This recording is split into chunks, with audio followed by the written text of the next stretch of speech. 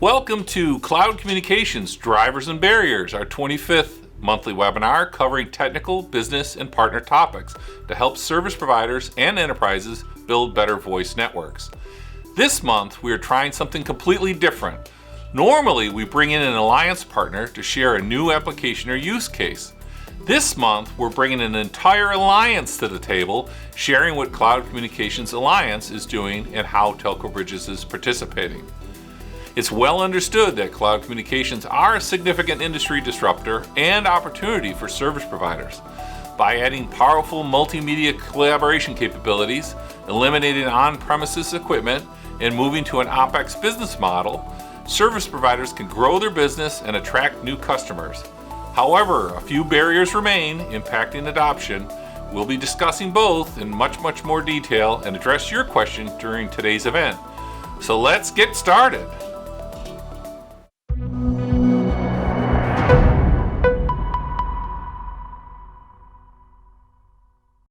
Well, I'm Alan Percy. I'm Telco Bridges CMO and thrilled to have you join us today. Joining us to help explain some of the cloud communications trends is Clark Peterson. He's the chairman of the Cloud Communications Alliance. Clark's been successful in building a number of national and global communication businesses in the wireline, wireless, voice, data, and cloud industries, having taken 3 of those businesses through successful IPOs. And Clark joins us from his home office in Phoenix, Arizona. And Clark, thanks so much for joining us. Thanks, Alan. It's great to be here, and this is exciting to be part of a Telco Bridges event. And I'm joining you from home like everyone else probably right now. Exactly. All right, a quick look at today's agenda. We're going to start out with a couple of slides on some quotes from some of the key analysts in our industry that with some insight on cloud communications. Then we're going to go through a list of drivers for the industry. Clark and I spent some time and came up with a short list of some of the drivers, and we'll discuss those one by one. Then we'll talk about some of the barriers, and this is the little touchy area, right? These are a few of the things that we need to work on as an industry, and when we'll talk about those. And appreciate your feedback. And again, feel free to jump in. We'd love to have you participate. Then Clark's going to give a quick summary of what the CCA is, give you a little bit of background on how the CCA is organized and some of the things that it spends time on. We'll talk about how Telco Bridges is involved in the CCA and what our contributions are from a technological standpoint and also as a participant in the organization. And then we're going to wrap up with some Q&A. So lots to cover. We got about we're scheduled for an hour. Hopefully it won't go that long. But we'll have time for your questions as we go along. All right, so let's just take a quick peek at what the analysts have to say. And we got a couple quotes here. First is from Frost and Sullivan.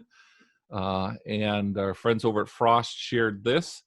Elka shared 82% of North American technology decision makers are moving or planning to move parts or all of their enterprise telephony to the cloud by the end of 2019. And so, Clark, I'm going to leave it open to you, your thoughts. I mean, are the trends there? Are they not? Where do you think this is going? This one, and I know the one you'll show next, they're both quite aggressive. And I think last year we would have thought they're quite aggressive to say that this many are making these decisions and moving this quick. But it all changed overnight, as we know, with the coronavirus. And I'd say these numbers might have actually accelerated with everyone within a week or two having to figure out how to work from home. And so if you weren't using cloud communications before, you're either using it or trying to figure it out probably right now to take advantage of a more flexible way to have a virtual workforce. Seems to be the case. I will tell you that. It seems to be the case. I spent a lot of time on these. So moving on. So Gartner provided a quote here. 74% of all businesses that have not yet moved to the cloud will choose their cloud communications provider in the next 2 years. So in other words, what they're saying is this is important in this couple-year window, which now has probably been shortened down maybe even to a few weeks, is that people are going to be making decisions and choosing platforms probably for the long haul, right? Yeah, and you think about this Gartner quote was actually last year, kind of mid last year. So, figure, maybe a year and a half left where they're projecting that everyone will choose their provider. But you're right, Alan, in that those who are in the right position right now or who are out there actively promoting their collaboration tools and their video conferencing and things, conferencing abilities, those they're definitely able to take advantage of the situation in a way that helps these businesses as well do something that's time critical. And it's seen in Zoom, who is very well positioned for this timing wise and simplicity wise, and working off the public internet and the cloud. Their stock, and I was just looking, their stock from the start of coronavirus till yesterday went from $75 a share to $160 a share. And when everything else was falling apart, obviously the market recognizes what this is going to do to help them, as so many people now move to a collaboration tool that's simple to use, simple to scale, and get all their meetings turning into virtual meetings immediately. Yep, it seems to be. Yeah, it's kind of contrary to the entire rest of the market. It's amazing growth. All right, so we put together, Clark and I put together a list of drivers. So just we're going to pop through these and kind of open it up here. But the number one driver I think we came up with was flexibility, right? And this, I think what we've seen this next couple of weeks has been almost the proven point, right? Employees are now moving to cloud platforms and moving to their home offices, packing up a laptop and taking it home, and they're still able to communicate. Yeah, when you think about, especially in this example of the coronavirus, if you were a cloud communications customer and all of a sudden you need to move your workforce, you didn't do anything, right? The cloud doesn't know whether that laptop or that telephone is sitting in the office or sitting at somebody's home. It doesn't really care whether it's a mobile device or an iPad or a Polycom landline phone, right? And so you were already virtual. Even if you were all in the office, you were virtual as far as the way the cloud looks at you. So it was a very, very simple move. Maybe they added some more seats for some people who didn't have seats. Maybe they added some more collaboration tools for those that needed more, video conferencing and other collaboration tools. But other than that, they were ready to go. And a whole different story if you were kind of landlocked and tethered to on-prem equipment to be able to make those changes and call your PBX vendor and try and figure out how to extend things or call forward or other ways to make that work. But certainly more flexible on the cloud side. Our next driver was the ease of deployment and scale. And I think probably what the thought process was, we were just chatting about how important it was. All of a sudden you got a bunch of employees who traditionally have been sitting at a fixed location, but now all of a sudden they've got to be remote. So how complex is it, or how much time does it take to get them set up? And I think one of the real powers of some of the cloud applications is literally just go to an admin portal, say, Tom now needs a seat, and here's and it goes on your account, and you punch in, the particulars of Tom, and now all of a sudden he's got the credentials and he's off and running. Exactly. And I think, hitting scale both from kind of the micro level and the macro level. I mean, you think about in the situation we just talked about, how easy it is to scale and add seats and all that. But you think about also like companies like RingCentral, and why before this latest stock market event here, they were about 23 times revenue as far as their market cap, which is just unbelievable, right? I mean, that's a huge valuation, but it's because the market looks at cloud communications companies as they have a great ability to scale. It's easy to be able to add new customers, especially those in the past that have been on the lower end, right? As companies focused on adding a lot of customers quickly at the kind of call it under 10 seats. And you had companies like Vonage and 8x8 and RingCentral, adding a lot of customers in a very simplistic fashion. Now the challenge will be, how do you keep doing that as this goes up market? Can you add a more complex customer who wants security and voice quality, all those, and still make it super easy to add and scale? And that's where a lot of the companies are focused now, keep that ease of deployment out there as we go up market. Next on our list is integration with other systems. And I guess the thought process was not just have it be a pure just communication platform that stands by its own, but be able to leverage databases like your Salesforce database or maybe your HubSpot database and integrate it so that when an inbound call comes in, more information about the customer than just their caller ID. Exactly. And think about, when you think about integration, think broader than just voice communications or what we call UCAS, right? Think also with CCAS and CPAS and how important it is that you have integration with, if you have a contact center as a service platform there, you have to be integrated with other systems so that who's coming in and how you can message them and other things that integrate also with CPAS, right? And so CPAS almost by definition is integration, right? I mean, it's working in more of a platform to platform environment to where you're able to have platforms communicate between each other versus the traditional, dial a phone number and it goes through the PSTN and, terminates to some other device on the other end. I mean, this is really all in the cloud, all platform to platform, bypassing the PSTN. So integration by definition is essentially what's happening, what makes that so powerful.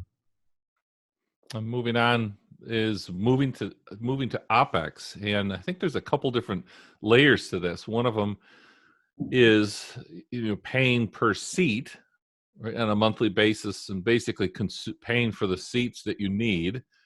And then maybe there's another tier which is paying by usage, but there's also paying by session, and that's a little bit more sort of interesting complication to it. But the point is they're not paying a fixed price up front. There's no CapEx involved in these kinds of implementations.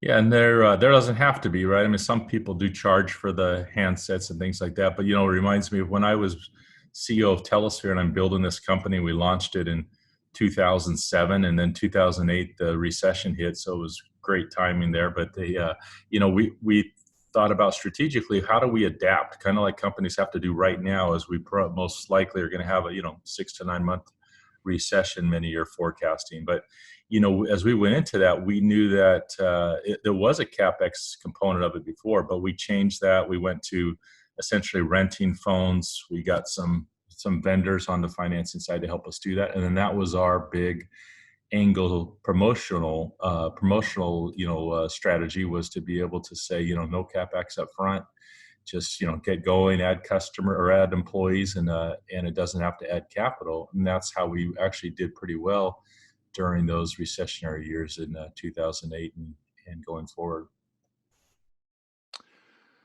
Let's see. Next is integrated distributed teams, right? So this is far-flung teams. I know in our organization, we've got people scattered all over the place that do sales and support, and create an environment where it's easy to pick up, a chat session, to turn it into a voice call, to turn it into a video call, to turn it into a screen share, and bring those people together, and not only just from a technological standpoint, but I think it brings together the people with a more of an interpersonal relationship, because of the fact now you can see them, and now you can it's very easy to know when they're available, and et cetera. Yeah. And I think, the cloud communications, it's geo agnostic, right?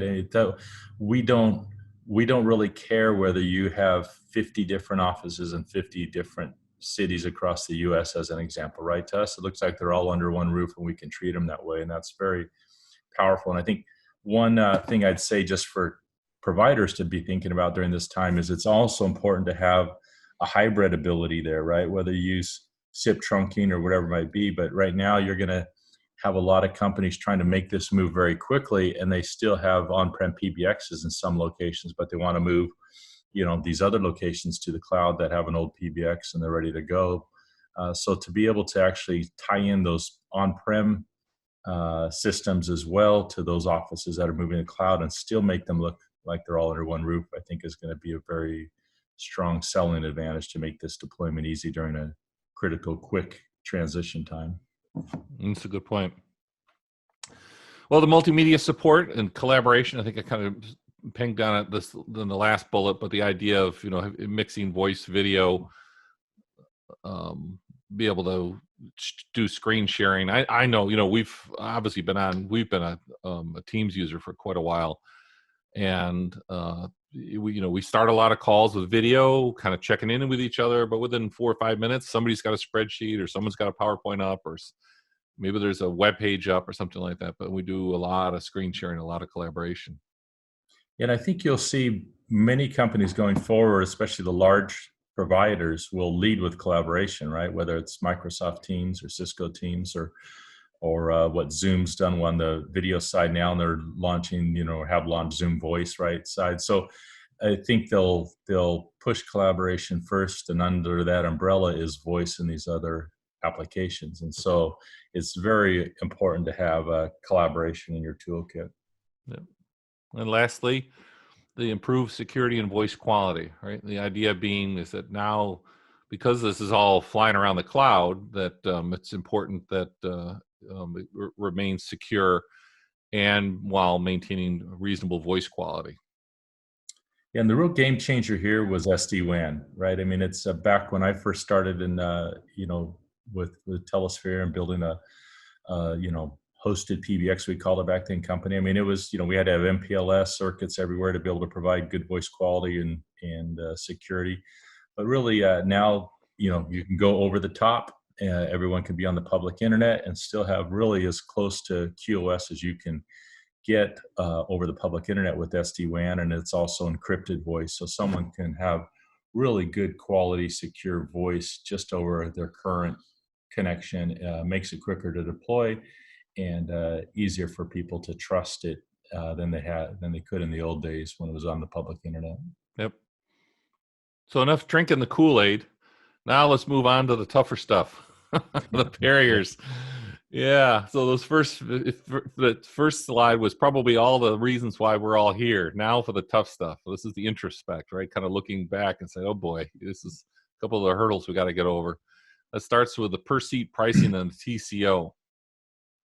And that's always been tougher, right? For certain verticals, right? You think about a hotel. A hotel is not going to pay per seat the same as a normal customer when they have, 1,000 hotel rooms, and most of those rooms are not using that landline phone, or a university campus, So it's you really have to get creative, and some of those are more based on overall, volume of traffic, at the hotel level, for example. And I know even providers like Broadsoft have different pricing models for hotels and residential and things like that. So it can be it's certainly one of the biggest barriers, but there are some options that you have to make sure you have prices that match your verticals. Yeah, and I think the issue really is looking at trying to come up with a usage model that makes sense for that vertical market, right? I think we talked through a couple of scenarios. Certainly, hospitality is one of them, but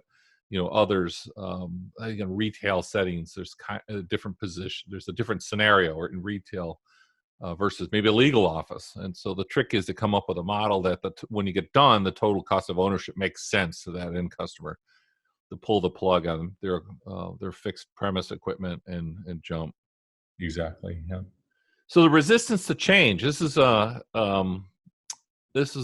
think probably one of the more difficult parts for and I think an executive or a CIO makes a strategic decision, and then he runs into a brick wall, and the brick wall is usually made out of people. It's just trying to get people to to change their processes. Don't reach for the phone. Instead, you have to get used to this environment. Or one of the things I laugh about still is the use of the cameras.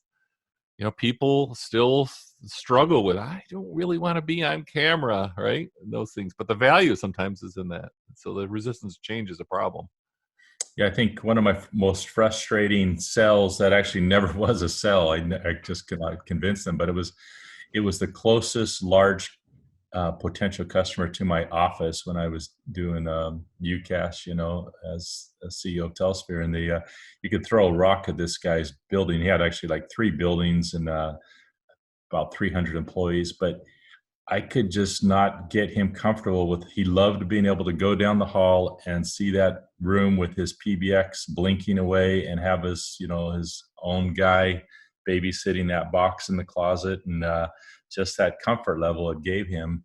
We just could not get him convinced to go to the cloud.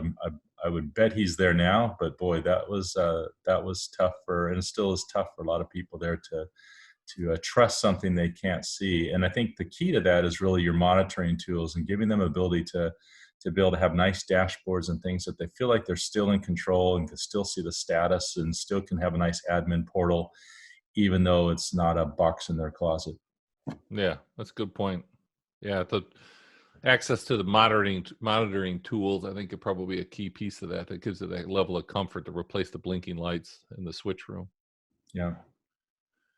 All right, so the PBX Life, and basically, and I gotta admit, Telco Bridges, we got this problem. There's this old honking piece of equipment in the building. It still works. We don't use it, but it's still there. And I think there's a lot of organizations like, well, because it still works, it's paid for.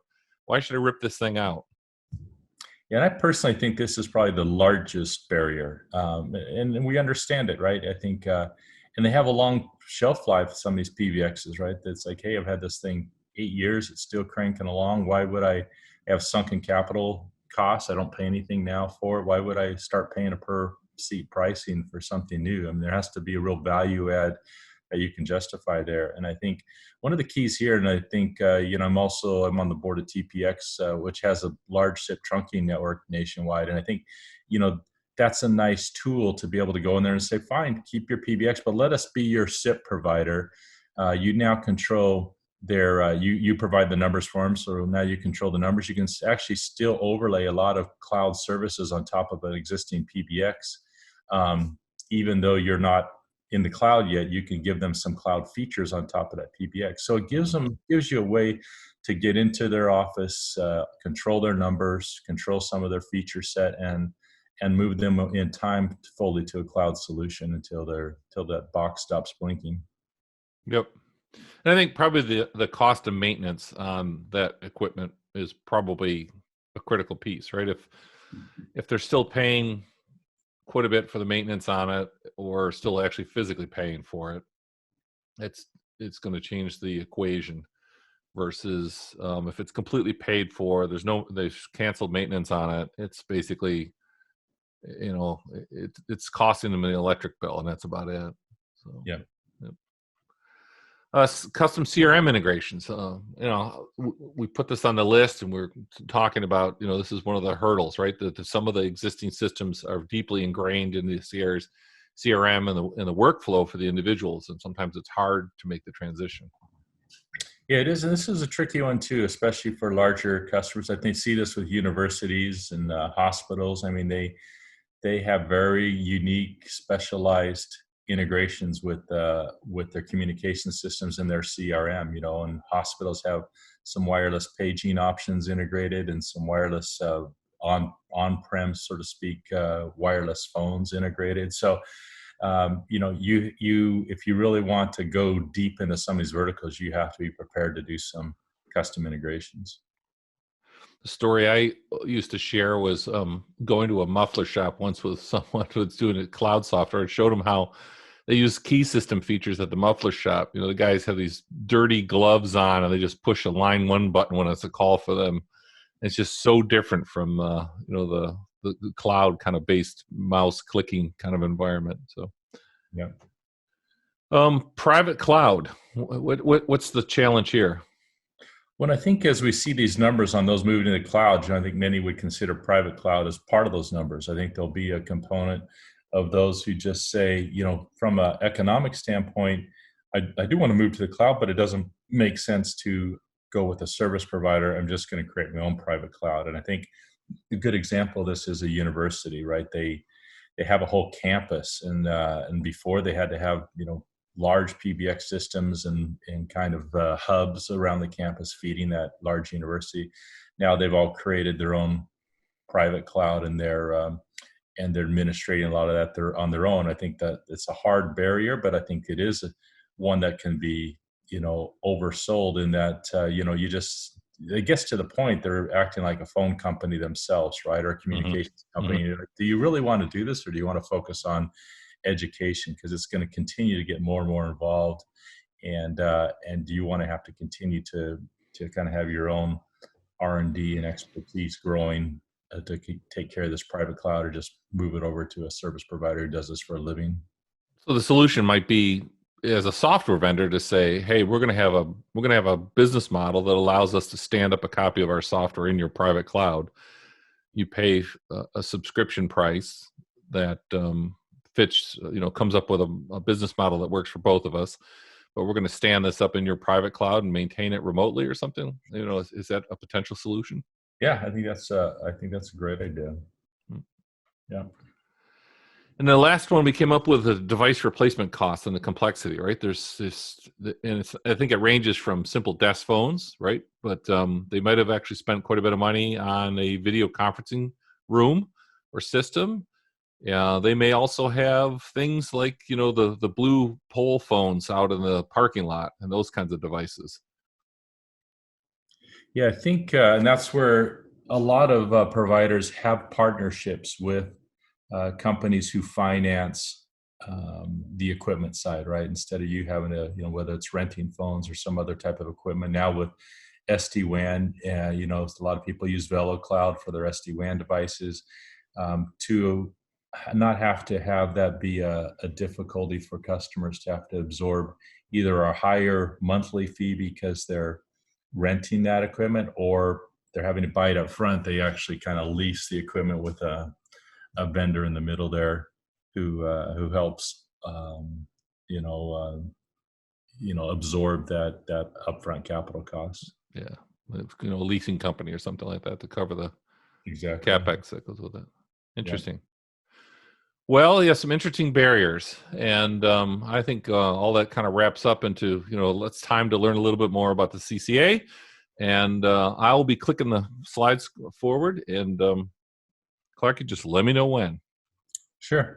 Well, and I think if CCA was I'll just say, kind of preface all of this with, CCA was a group that a few of us, there was 5 I think of us in the very beginning who started this group about 10 years ago when the cloud communications industry was really just starting, and was really all these barriers we just talked about. They were all very formidable barriers, and really just trying to convince people that the cloud was something good they should consider was tough back then. And so now it's cool, right, to be in the cloud. So that's a lot easier. But we wanted to be able to help the industry, and so we created this alliance for all those who were part of the cloud communications industry at the time, could have kind of a ability to talk to others in the industry, to be able to be a common voice. You had problems like vendors back in that time. There was really mainly BroadSoft as a platform, and so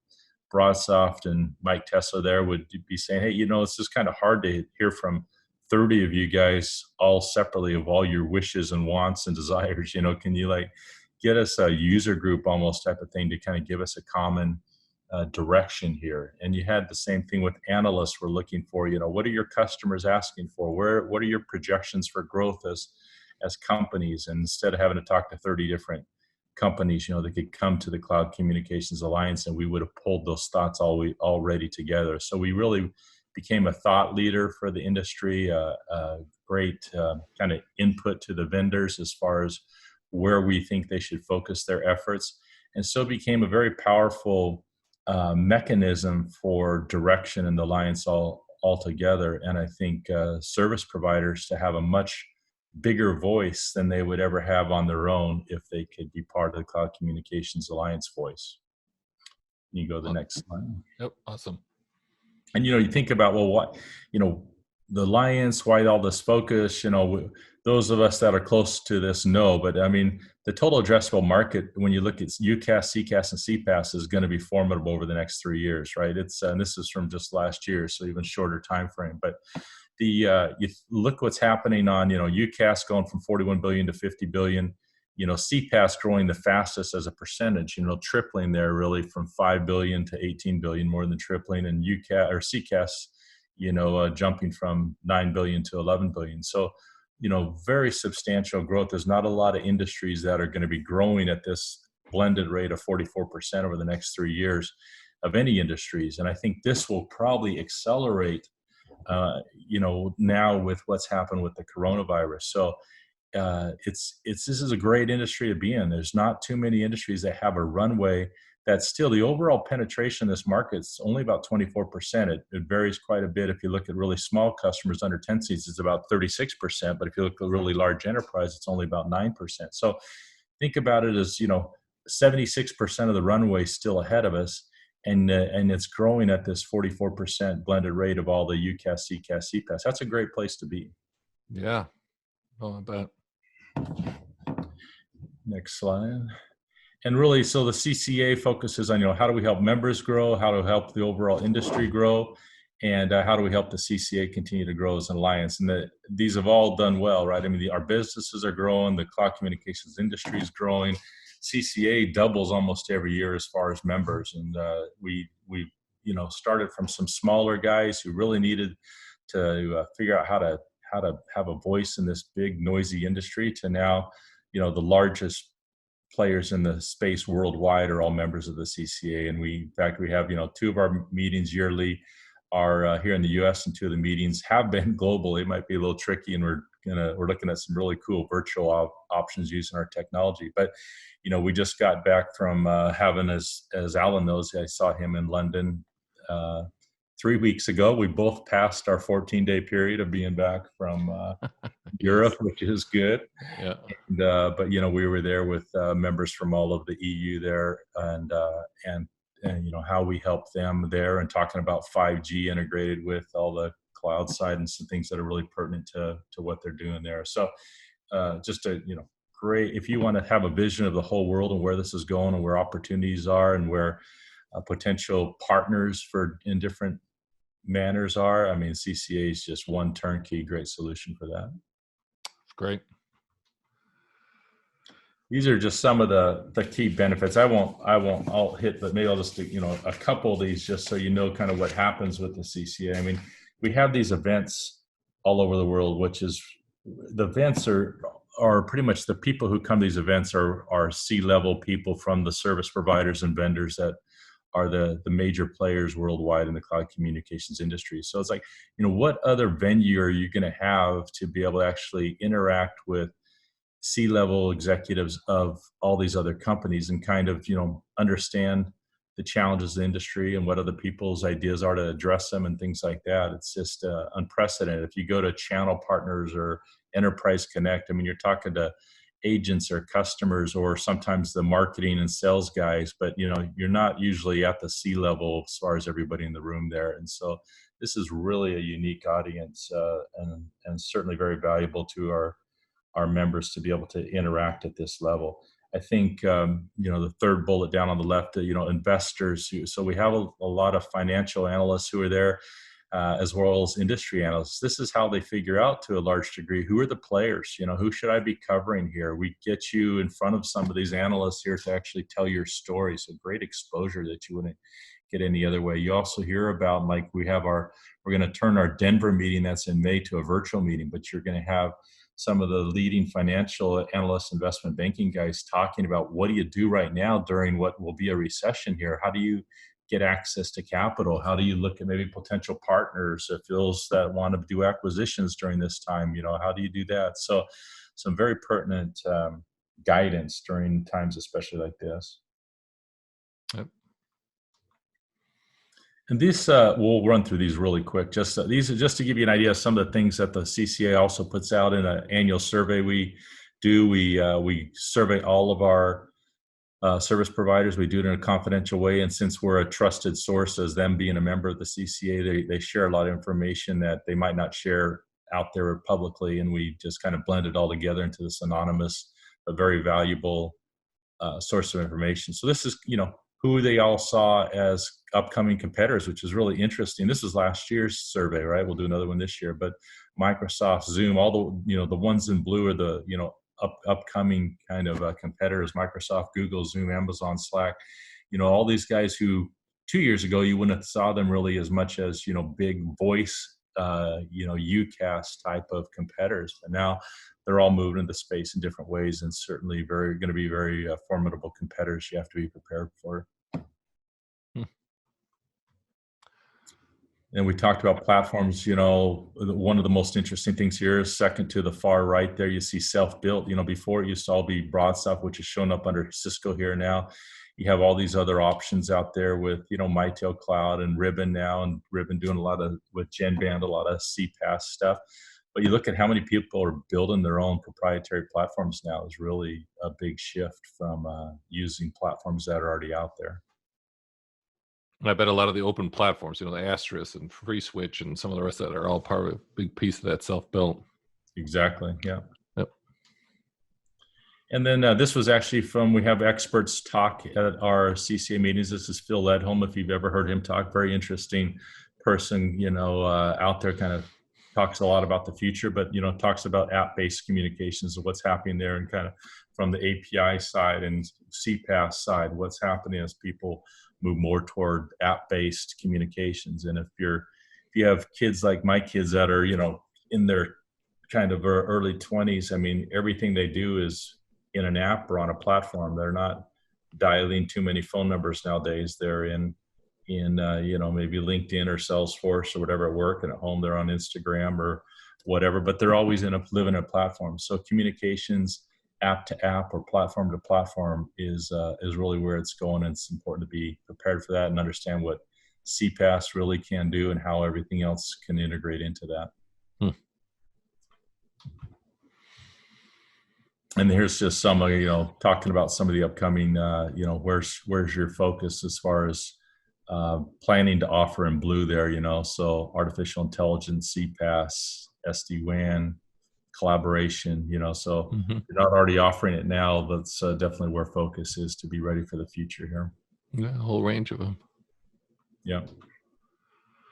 And then lastly, just, here's some of the members of the CCI. This is just the service providers that we could fit on this screen, but, you'll see members from all over the world and on this link. And then there's another page of members that are vendor members, meaning that they're, the Ciscos and the Panasonics and the Mitels and Polycom, all the people who it's a great chance for them to be able to provide platforms and other equipment and options to those service provider members. So we cater to both groups. We try to keep it kind of even between them, so it's the right group for what you want to have and what you want to benefit from the meetings there. But great group of members, and we're always looking for great other cloud communications companies to join and help our cause.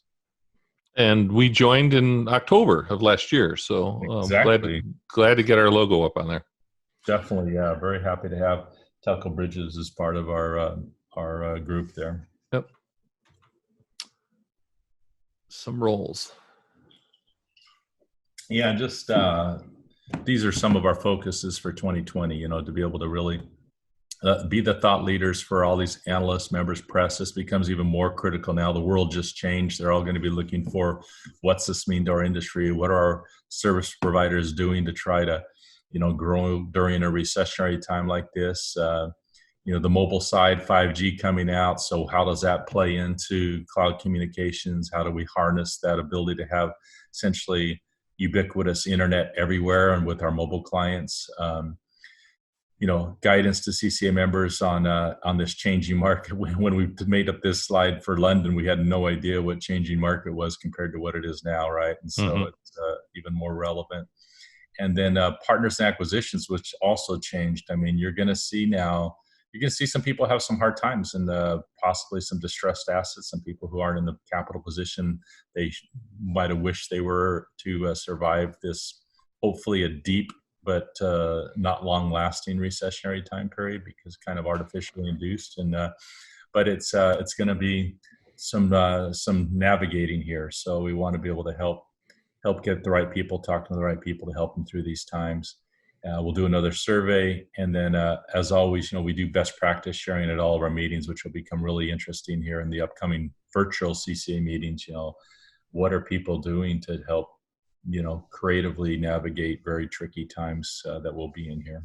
Yeah, and I have to admit that the event in Miami and also the event in London, that was the best session of all that came out of some of those best practices. Really, I think hit home for me, because it kind of steers and points you in the direction of, okay, hold on a second here. What are we doing here? Why are we doing it? So exactly, that was good content. Yep. So wrapping up then, let's see, I think they can connect with you at the cloudcommunications.com. That's where they can learn more, right? Exactly. Yeah. No, if you'd like to learn more or join, just go to cloudcommunications.com. There's a link there to, I think it says join now or something. It'll give you the information to get somebody in contact with you and tell you more about it. Very good. Good. All right. So now I was going to share a little bit about how Telco Bridges wants to fit in. And I did see there's, as always, we always get a collection of some new folks on this event. And I just quickly wanted to share who Telco Bridges is. We're a Canadian company that manufactures VoIP media gateways and session border controller software, mostly for carriers, but we do service some large enterprise opportunities. It is employee-owned by a group of founders, and it's been around since 2002. And we've been hovering around 40 employees. They've been going gangbusters, and of course now all remote. There's only a handful of people in the office this last week or so, but we are benefiting from eating our own dog food and being able to work remote. We do. The headquarters is based in Montreal. That's where all the manufacturing and software development is done. But we do have sales and support offices in Poland, Turkey, and Hong Kong. And we provide 24/7 technical support via those offices, and have a tremendous reputation for quality and high-scale service provider equipment and software. So what I wanted to share is a couple of use cases of where Telco Bridges envisions its role. I've got three quick ones here. The first one is a scenario where there's one of the UCaaS or CCaaS platforms that's in the cloud, and our service or our Pro SPC software would also be placed in the cloud with the intent of terminating remote work at home or remote office users that need to have SIP over TLS or SRTP connections back to those applications. And then that way we can protect the application, we can secure that with a SIP over TLS or SRTP. And one of the more important things, we can offload that encryption work and decryption work that has to happen, making the application more efficient. And most importantly, managing the NAT traversal, because invariably every one of those home or work at remote offices has NAT in the small little router that's at the premises. So we have to manage those pinholes in that NAT.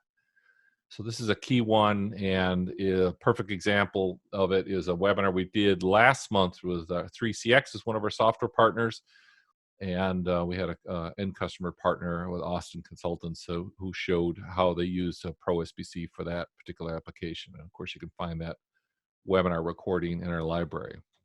Another use case is on the trunk side, and this is not mutually exclusive, but works many times hand-to-hand with the previous one, which is a session border controller managing the interface between various wholesale, international, or local DID SIP trunk providers, terminating those services, maybe protecting the application, providing some interoperability by converting those various flavors of SIP that come from the different service providers into something that can be normalized for the application. And then also, more importantly, doing some routing and traffic management. Where do the outbound calls go?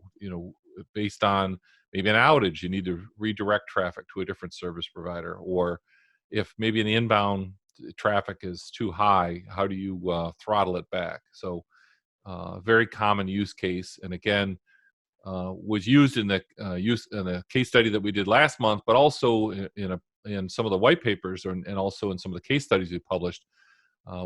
More recent one with AirCall is exactly this. They've got their cloud-based application on Twilio, and we use Pro SPC in AWS to be able to front end SIP trunks from various international operators. And the third scenario takes 2 slides to explain. So this is a use case we call the network transformation. And this is the before. This is the typical central office. There's thousands of these central offices scattered around, at least around the globe, but it's especially here in North America, where there is a set of customers on the right-hand side, either residential, business, or enterprise customers with various network interfaces to them. They're usually coming through some kind of access rack. It's usually a huge rack of equipment in the central office. But there's also trunking interfaces on that come out the backside of that central office, right? They're either international circuits or national interconnect circuits into other parts of the network. And generally those are SS7 circuits that go in and out on the trunk side. And that access and trunk side is integrated together with a legacy TDM switch. It's a big old honking switch that's got a room full of batteries to keep it alive. And that switch is starting to age out. It's either getting more and more expensive to maintain, or it's reaching end of life, whatever the case may be. So a lot of service providers are starting to scratch their head and say, how do we replace this? And this is the architecture that the CCA and Telco Bridges is chasing, which is moving that central office to removing that old legacy switch and replacing it with a collection of gear inside the CO that ranges from a data switch at its core, so it's just a data switch and routing equipment, but SS7 gateways that terminate those SS7 circuits, and media gateways for the access side. And this is where Telco Bridges provides equipment. We have both SS7 gateways and media gateways for access applications, and those are connected to that data switch. And then the data switch hauls all the session control off to a soft switch. And that soft switch comes from any one of a number of vendors, and we've been working with BroadSoft and Metaswitch and NetSapiens and other cloud communication alliance partners to deliver the functionality for call control and features in that central office. And so this kind of transition, we've got a number of them ongoing right now. We're actually just starting to work on a written case study on a customer that's over in APAC who's doing massive overhaul of the inside of their network with this kind of architecture, and it's going really, really well. So a couple of use cases, a couple of stories there, and just wanted to share, this is a kind of portfolio of interoperability that that we bring to the table. Some of these partners are CCA members, some of them are not yet, but this is the kind of software that we bring as part of our Alliance Partner Program. And if you want to learn more about that, our freespc.com/alliance is a place to go take a peek. You can learn more about each one of these partners and our relationship with them and some of the things that we've been doing with them from a range of different capabilities and use cases.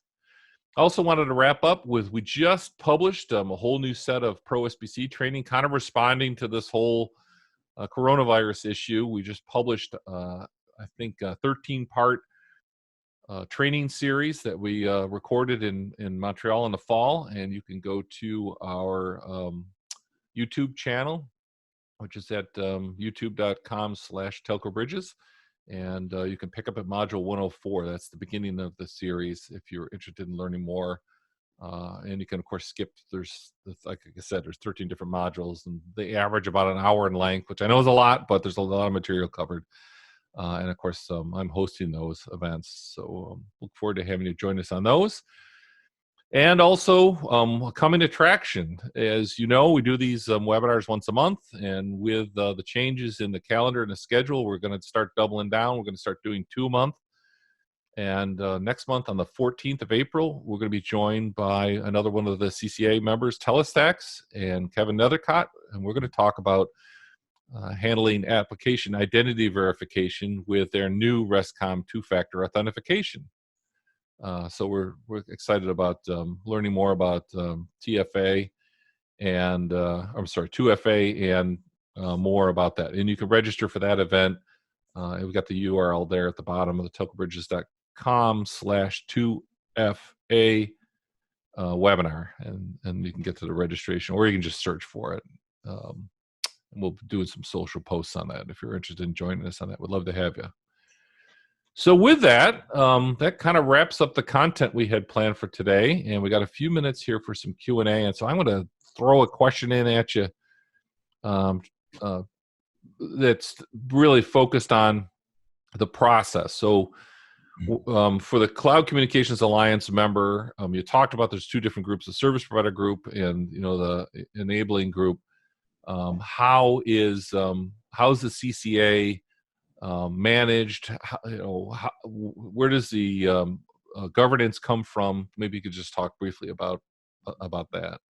Yeah, no, sure, Alan. We have a board of directors, and we actually have an advisory board too. You have some of the leading industry analysts, like Catherine Trebnick, on our advisory board, and guys like Michael Quinn with Q Advisors on our advisory board. And so I think you have a great group there from the board side on the governance, and we also have an independent president. I'm chairman, but we have an independent president named Joe Marion.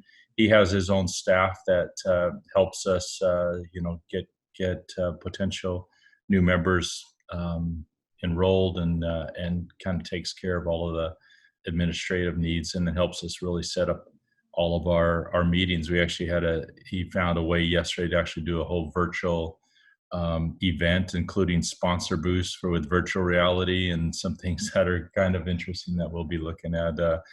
How do we use our technology and our position in this space to also be a leader in showing people how you can have very sophisticated virtual meetings by doing our own meetings that way going forward. So we're looking at all the technologies out there, and so Joe and his team who help us run things is a big part of that. That's great. That's great. I'm just going to remind everyone to, Q&A is open. If you've got a question, feel free to just, go to the upper corner there and pull up the Q&A panel, put your question in and drop it in, and we'll get to it here. So one other quick question. So what's it cost to belong to the CCA? Yeah, we have two different rate structures for service provider members, which is really originally, what it was kind of built for. They just pay $5,000 a year, one-time fee, and I think most all of them would look at that as, for $5,000 to be able to, network with all of their peers in the industry, to be able to hear the leading things from all the analysts, to be able to have a voice and actually have the ability to get on the analysts, radar and be able to talk to them and have things published by them, and they easily pay for that. And then for vendor members, it's $10,000 a year. It's a little bit more because it's actually for them, it's extremely beneficial for them to, when you think about what it would take for any of them to actually be able to talk to and kind of position their product at the C level of any of these companies, they would just never really get that chance to do that through their normal marketing efforts. And they would spend a lot more than $10,000 a year in marketing to ever have an audience with a C-level executive of one of their potential customers. So it's, similarly easily justifiable for them, just a one-time fee per year to be able to have this kind of audience and be really in the circles of the major players worldwide of cloud communications. That's great. Yeah, no, it's been tremendously valuable for us, and so it's been very worthwhile. So the CCA organizes these events. So there's obviously the schedule got a little disrupted this spring. Just kind of looking backwards, usually in the fall, in this last year in I think it was it September, October was an event. We actually had it on September 12th. Yeah, so we did some donations to September 11th funds and things like that. But yeah. Yep. So we did. There was an event in Washington D.C. area. Then moving forward to early spring in January, I guess it was. We were in Miami. We had a group together, and then, as you said, there was a meeting in London. And those individual events, they have a fee associated with each one of those events to attend it. Essentially, it's paying for your food, right? I mean, it was all of them were fairly modest to attend. Yeah, between the big events, we would have the dinners, which somebody would pay, a couple $100, and then you'd have actually an industry expert speaking at the dinner. You'd have a chance to network again at really high levels while you're already at Enterprise Connect, or while you're already at Channel Partners. So those dinners got postponed, but we're looking to still figure out a way to do our Denver financial focused meeting virtually, and then we're hoping everything settles down for our biggest meeting of the year every year, which is what Alan alluded to there. The September meeting in DC is always, a huge meeting. People all over the world come to that, and we're hoping that can still be an in-person meeting. But if not, we'll have to figure out how to do it virtually. Yep, very good, excellent. Okay, well, that kind of brings us to the end of the Q&A. So. First of all, I want to thank you, Clark, for sharing your expertise, and also, too, for our audience for spending some time with us today. As I noted in the opening housekeeping, you'll be receiving an email the next day or so with links to the slides and a recording of today's event. And do feel free to share that content with others in your network who might find it helpful. And with that, I'm going to say, keep your social distancing up, be safe, and stay out of trouble. And that's it from here. Thanks for listening. Thanks, Alan.